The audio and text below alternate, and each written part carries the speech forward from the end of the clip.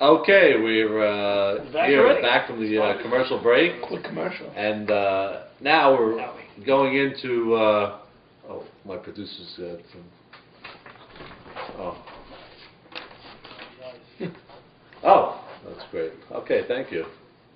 Now we're going to our next game, which is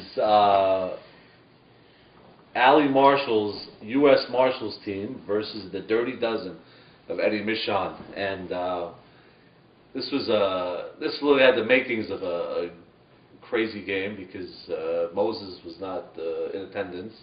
He injured himself in a little fender bender, and Eddie Michon pitched for the first time since Deal School in 1976.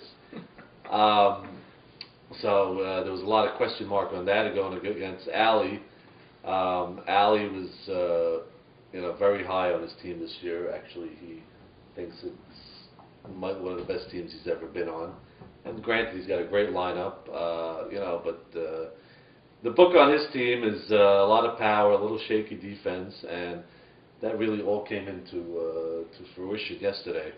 So the game started out, Eddie Michon's team, they were rocking Allie earlier in game one. I mean, everybody was contributing from Jackie Towell to Solly Towell, Nathan Towell, Sherry Towell. Everybody was everybody was hitting.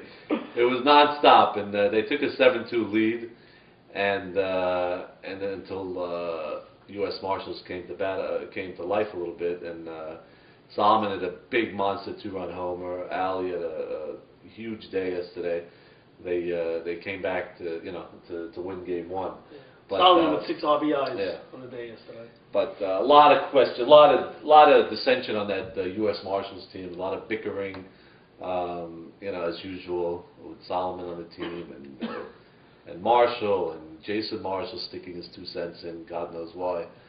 The time bomb's not ticking. The ticking time bomb. It's not a surprise at all that this team is having some locker room dissension and problems. There are a lot of big personalities on that club, and but like you said, game one they were able to come back. You can't count this team out ever with their offense, but their biggest problem is going to be themselves, which was in game two.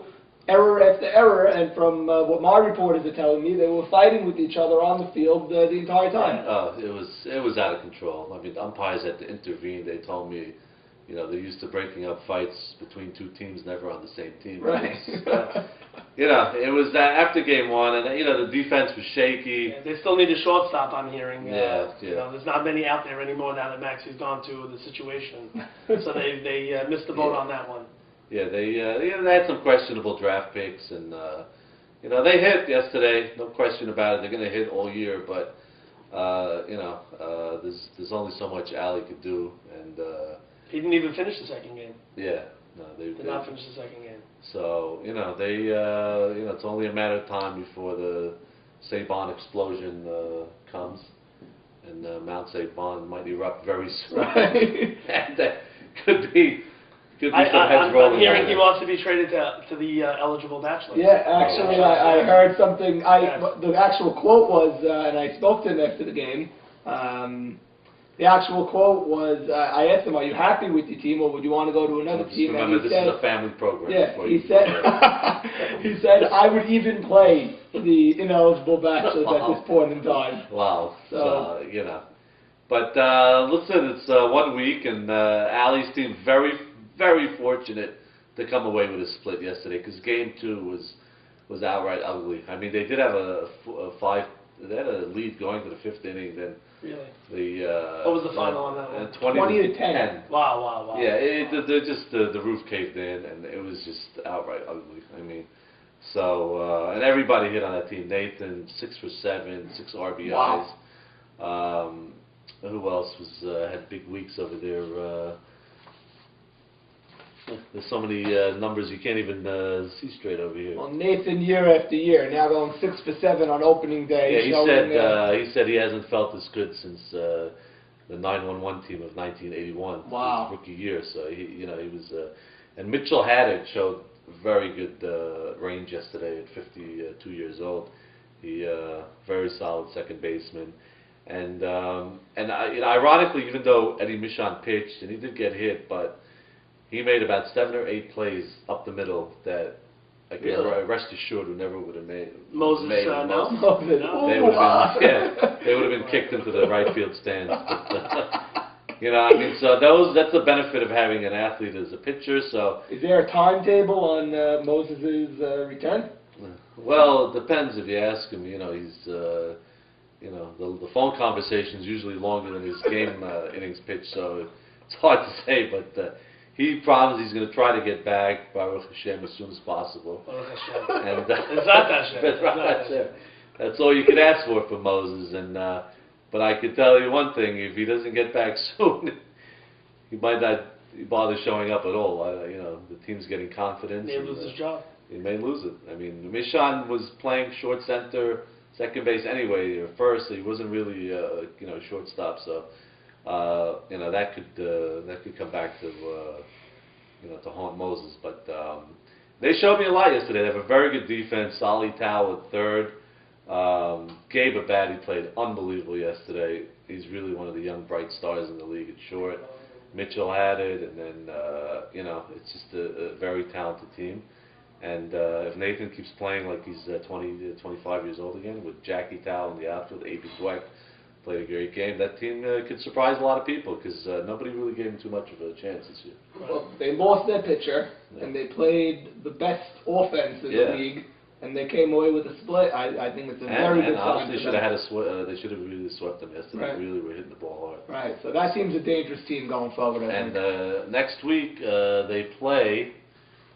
They play Maurice's Pieces, the winless Maurice's Pieces team. Wow, look at that.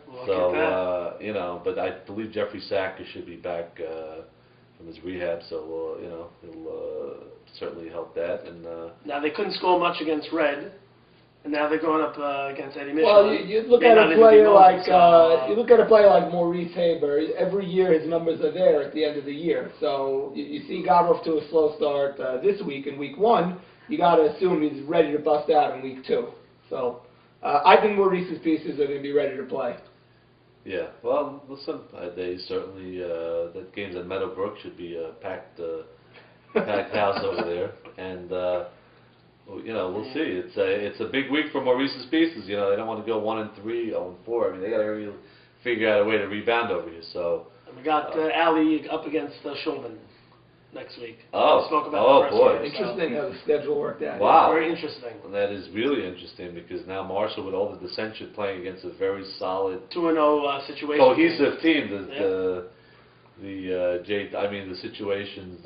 Well, the situation is cohesive now at 2-0. Let's see them face some adversity. Let's see them get a tough loss here and there, and see how cohesive they are at that point.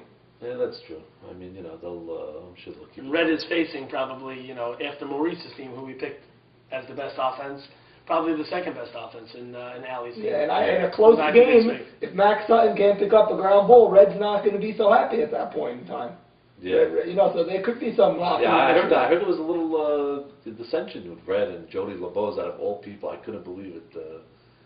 You heard that? I did not hear anything, although Jody did not catch game 2, so it is possible. I heard that Jody LeBeau was on first base, and Red was yelling to get pinch running, and Jody LeBeau was not happy about that. Jody did not want to be pinch run for, and Red insisted on somebody pinch running for him. Did Red want to pinch run? No, Red did not want to pinch run. The guy who made out before Jody, I guess, is a very fast guy. Red kept on yelling, "He's the fastest in the league!" Sounds like Red. And Jody insisted that he could run. The next batter walked, so Jody moved to second base, at which point Jody came out of the game for a pinch runner. So Red showed who's boss over there. I heard it was got a little testy, and I was get testy, a little surprised because it's not characteristic of Jody LeBeau. So, that's going to be an interesting week also. Now we got the next games are the. Hold it! We have a phone call. Eddie Richty on the phone. Let's see what he wants. Hey, Ed. We're